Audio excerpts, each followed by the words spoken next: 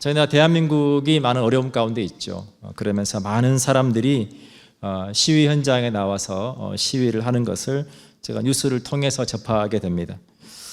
시위 현장을 보면서 새로운 문화들을 저희가 보게 되죠. 그 전에 촛불을 들고 나왔었는데 이번에는 촛불 대신에 형형색색의 응원봉들을 들고 나와서 좋아하는 가수는 다 똑같지 않지만 그러나 국가를 응원하는 마음, 나라를 사랑하는 그 마음, 그 한 마음으로 집회에 함께 참여하는 것을 보게 됩니다. 그러면서 집회에 함께 하고 싶지만 그러나 여러 가지 사정상 참여가 어려우신 분들이 그 근처에 있는 카페나 식당 이런 곳을 이렇게 택해서 거기에 선결제를 해주고 어떠한 이름을 말하면 비용을 내지 않고도 커피나 식사를 할 수 있도록 그렇게 한 것을 보았어요. 예를 들어서 약물이면 카페에 가서 약물의 이름 말하면 이렇게 커피를 무료로 마실 수 있도록 그걸 통해서 함께 하지 못하지만 그러나 사람들과 뭔가를 함께 나누고 또 격려하려고 하는 것을 보게 됩니다. 어떤 분들은 떡을 쪄가지고 나와서 또 떡을 나누어 주기도 하고 또 어떤 분들은 핫팩을 나누어 주면서 날씨가 너무 추운데 서로 따뜻하게 응원하는 것을 보게 됩니다. 나라는 너무나 어려운 위기의 상황입니다. 영하의 날씨도 너무 춥지만 그런 것들을 통해서 마음만은 참 따뜻해지고 그 따뜻함이 나라가 마땅히 가야 할 방향으로 또 나라를 잘 이 위기를 극복하게 해줄 거라고 믿습니다. 이 의사들이 말하기를 우리의 몸의 체온이 1도만 떨어져도 우리의 면역력이 30% 이상 낮아진다고 하죠. 저와 여러분의 삶 가운데 특별히 우리가 그리스도인으로 이 땅을 살아갈 때 우리에게 필요한 것 중에 하나는 따뜻함이라고 하는 겁니다. 하나님은 저와 여러분을 통해서 하나님의 사랑이 그 필요한 곳으로 흘러 들어가서 여러분을 통해 하나님께서 그들의 모든 삶의 자리가 그렇게 위로받고 격려받기를 원하신다는 것을 여러분 기억하시면 좋겠습니다. 오늘 본문의 25절에 한 율법교사가 예수님을 시험하며 이렇게 묻습니다. 선생님, 내가 무엇을 하여야 영생을 얻으리이까? 그러니까 영생을 얻고자 하는 것에 대해서 궁금해서 하는 질문이 아닙니다. 자기는 율법교사로서 자기가 얼마나 그렇게 그 모든 것들을 잘 지키며 살아가고 있는지, 자기가 얼마나 의로운 사람인지 그것을 드러내고 싶어서 지금 예수님께 그것을 묻고 있는 것을 봅니다. 내가 율법을 다 지켰습니다. 그러니 내가 영생을 얻는데 무엇이 부족하겠습니까? 그렇지 않습니까? 선생님은 어떻게 생각하십니까? 그런 의미로 묻고 있다라고 하는 거죠. 이에 대해서 예수님은 율법에는 뭐라고 기록되어 있느냐라고 묻습니다. 그래서 율법교사가 신명기 6장 5절의 말씀을 인용해서 27절에 다음과 같이 대답합니다. 대답하이르되 내 마음을 다하며 목숨을 다하며 힘을 다하며 뜻을 다하여 주 너의 하나님을 사랑하고 또한 내 이웃을 내 자신같이 사랑하라 하였나이다. 28절에 예수께서 이르시되 내 대답이 옳도다. 이를 행하라. 그러면 살리라 하시니 그 사람이 자기를 옳게 보이려고 예수께 여짜오되 그러면 내 이웃이 누구니까? 계속해서 율법교사는 자기가 의로운 사람이라는 것을 증명해 보이고 싶어서 누가 내 이웃입니까? 말씀해 보십시오. 그러면 내가 그에게 내 이웃을 내 몸과 같이 사랑하라고 하는 그 계명을 실천해 보이도록 하겠습니다. 그러면 될까요? 예수는 그렇게 묻고 있는 거죠. 사랑하는 여러분, 우리가 신앙생활을 할 때 성경에 수많은 율법들이 있습니다. 하나님의 말씀들이 있죠. 근데 우리가 그 하나님의 말씀을 지키면서 살아갈 때 그것이 우리가 의로워지기 위해서 지키는 것이 아니라는 것을 여러분 기억하시면 좋겠습니다. 이미 우리는 예수 그리스도를 믿는 믿음을 통해 의롭다함을 받은 자입니다. 이미 우리가 의롭다함을 받았기 때문에 우리가 의롭다함을 받은 자로서 우리가 하나님의 말씀을 따라 살아가는 삶을 살게 된다라고 하는 거 여러분 기억하시면 좋겠습니다. 최근에 어떤 분이 그런 얘기를 했습니다. 법이라고 하는 것은 상식이 최소화된 것이다. 대단한 어떤 것이 아니라 인간으로서의 삶을 살아갈 때 최소한으로 우리가 지켜야 되는 상식, 그 상식이 최소화된 게 법이라는 것이다. 사랑하는 여러분, 우리가 하나님의 말씀을 따라 살아갈 때 그 하나님의 율법, 하나님의 말씀은 우리가 크리스찬이라면 마땅히 살아야 되는 최소한의 삶의 기준, 그 기준에 대한 이야기를 하고 있다라고 하는 거예요. 그래서 우리가 말씀을 따라 믿음으로 순종하고 뭔가를 해나갈 때 우리가 하나님 앞에, 사람들 앞에 자랑할 것이 없다라고 하는 겁니다. 왜냐하면 마땅히 우리가 그러한 삶을 살아가야 하기 때문에 그렇다라고 하는 것입니다. 오늘 본문의 30절에 보면 예수님께서 이제 한 사마리아인에 대한 이야기를 들려주십니다. 예수께서 대답하여 이르시되 어떤 사람이 예루살렘에서 여리고로 내려가다가 강도를 만나매 강도들이 그 옷을 벗기고 때려 거의 죽은 것을 버리고 갔더라. 예루살렘에서 여리고까지 내려가는 길은 경사가 아주 심했다고 그래요.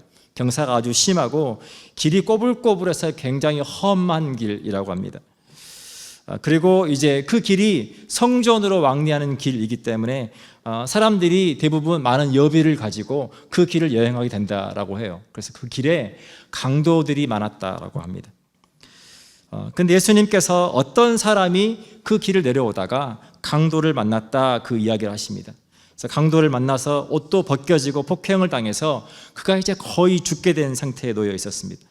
그때 마침 31절에 한 제사장이 그 길로 내려가다가 그를 보고 피하여 지나가고. 제사장이 내려올 때 우리가 관찰자의 입장에서 이 상황을 우리가 함께 생각해 보면 와, 다행이다. 이제 제사장이 내려오니 이 사람이 살 수 있겠구나. 그런데 놀랍게도 그냥 그가 보지 못한 게 아니라 보고 피하여 지나갑니다. 32절입니다. 또 이와 같이 한 레위인도 그곳에 이르러 그를 보고 피하여 지나가되. 제사장과 레위인이 각각 그곳을 차례대로 지나갑니다. 도움을 주지 않고 피해갑니다. 여러분 잘 아시는 것처럼 제사장과 레위인들은 성전에서 하나님을 섬기는 사람들이었습니다. 그런데 그들의 마음 가운데 율법에 따라서 혹시라도 내가 부정하게 될까 봐, 본인들에게 피해가 될까 봐 그들 마음 가운데 인간으로서 어려운 사람들을 보고 불쌍한 사람들을 보면 자연스럽게 생겨나는 도와주고 싶은 마음, 도와주고 싶은 그 마음을 외면하고 피하여 지나가는 것을 보게 됩니다. 33절입니다. 어떤 사마리아 사람은 여행하는 중 거기 이르러 그를 보고 불쌍히 여겨. 그때 사마리아인 한 사람이 여행을 하다가 그곳을 지나가게 됩니다. 여러분, 사마리아인 하면 성경에서 상징적으로 그들은 이방인이었습니다. 유대인들에게 그들은 멸시와 천대를 받고 죄인 취급받던 사람입니다. 그런데 그 사마리아 사람이 자기 옷에 피가 묻는 것을 아랑곳하지 않고 갖고 있던 기름과 포도주를 그 상처에 붓고 싸매어주고 자기 짐승에 태워서 주막으로 데리고 가서 돌보아 줍니다. 그리고 35절입니다. 그 이튿날 그가 주막 주인에게 데나리온 2를 내어주며 이르되 이 사람을 돌보아 주라. 비용이 더 들면 내가 돌아올 때에 갚으리라 하였으니. 그 이튿날이라고 하는 그 말을 통해서 우리가 추측해 볼 수 있는 것은 그렇게 심하게 다쳐서 누군가의 돌봄이 필요한 그 사람을 그냥 거기에 맡겨두고 떠난 것이 아니라 그가 하루를 꼬박 그 사람 옆에서 함께 간호해주고 고통당하고 어려움당하는 그 사람과 함께 있어 주었다는 것을 의미합니다. 그리고 데나리온 2를 주면서 돌봐주라고 부탁을 하고 비용이 더 들면 내가 돌아올 때 다시 더 주겠다라고 그렇게 말하고 있다는 거죠. 오늘 예수님께서 이 이야기 속에서 등장하는 제사장과 레위인은 저 사람들은 도와주겠지라고 생각할 수 있는 사람들입니다. 반대로 사마리아인은 저 사람은 아마 안 도와줄 거야 라고 생각할 수 있는 그러한 사람입니다. 그런데 오늘 성경의 이야기는 전혀 다른, 도와주지 않을 것 같은 그 사마리아인이 오히려 그 어려움 당한 사람을 도와주는 것을 보게 됩니다. 한 집사님께서 어떤 분이 날씨가 너무 추워지니까 추운 노숙자들을 위해서 털 목도리를 50개를 손수 짜서 그거를 좀 갖다 주면 좋겠다라고 부탁을 받아서 제게 가져오셨어요. 그래서 제가 이제 그 털 목도리를 이 노숙인들 지원하는 센터, 그 센터에 갖다 주려고 제가 갔습니다. 가서 이제 그 물건을 전달하려고 이렇게 책상 위에 올리려고 하는데 그 데스크 위에, 그러니까 도네이션하는 물건을 놓아두는 데스크 위에 오렌지 4분의 1 조각, 뭐 사과 하나, 이렇게 막 음식들이 있는 거예요, 그 위에. 그래서 처음에는 지금 누가 여기서 뭔가 모임을 하면서 뭘 먹고 있나? 선뜻 이렇게 놓을 수가 없는 거예요. 자세히 보니까 오렌지가 깨끗해요. 4분의 1 조각이 칼로 딱 잘려서 깨끗해요. 사과 하나가 깨끗합니다. 자세히 보니 노숙자들이 자기가 가지고 있는 그 오렌지를 다른 노숙자들과 나눠 먹으려고 그 4분의 1 조각으로 쪼개서 그를 함께 이렇게 갖다 놓은 거예요.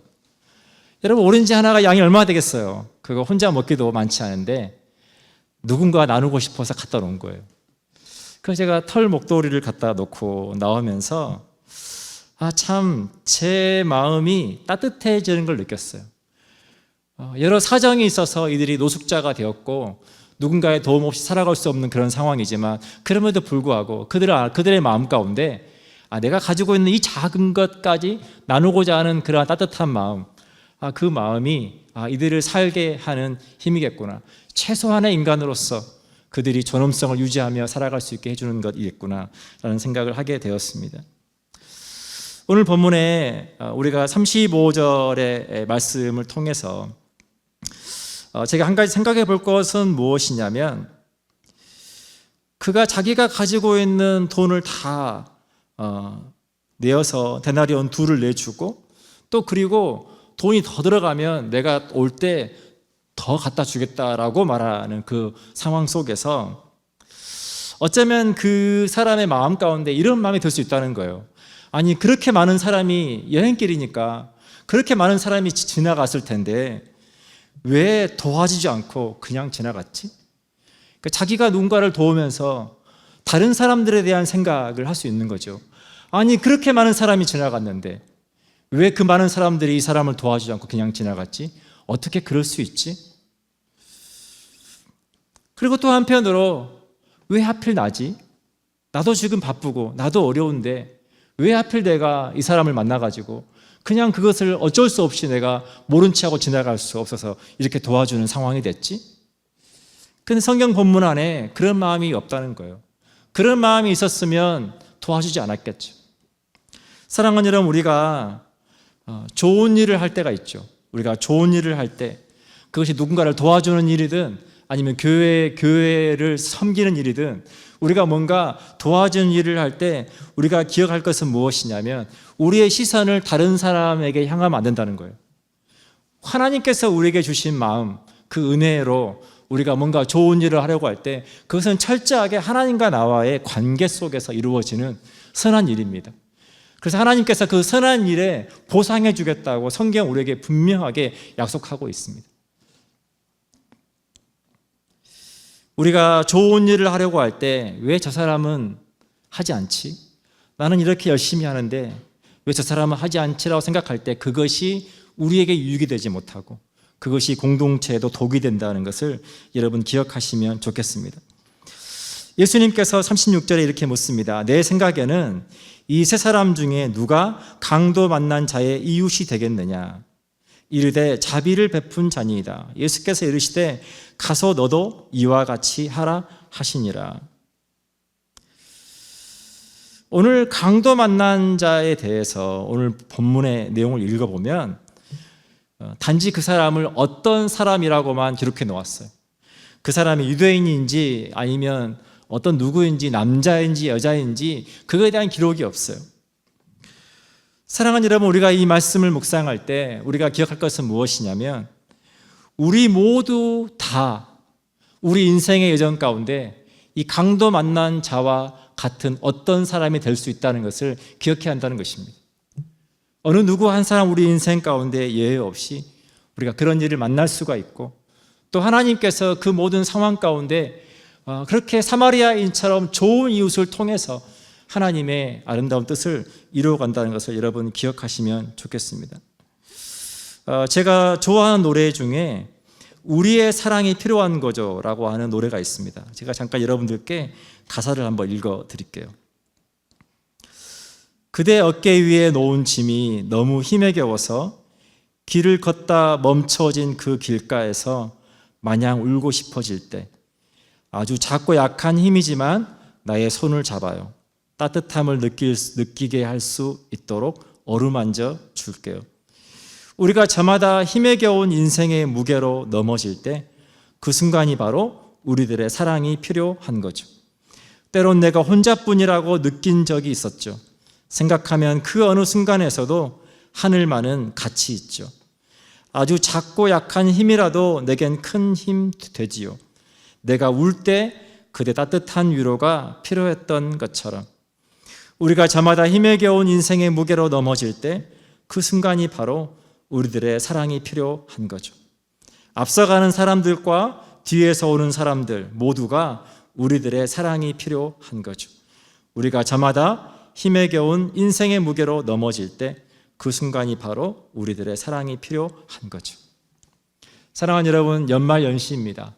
어느 때보다 예수님 이 땅에 오신 것을 기뻐하는 크리스마스 시즌이기도 합니다. 여러분, 한 해를 마무리할 때 여러분 감사로 잘 마무리하시기를 축복합니다. 그 어느 때보다 여러분 그 감사를 누군가와 나눌 수 있기를 축복합니다. 누군가에게 필요한 그 따뜻함이 하나님의 그 온기가 저와 여러분을 통해서 누군가에게 전해지고 그 온기를 통해 누군가가 일어날 수 있도록 누군가가 힘을 얻을 수 있도록 하나님께서 그렇게 저와 여러분의 삶을 사용하시기를 축복합니다. 우리 시간 함께 기도하겠습니다.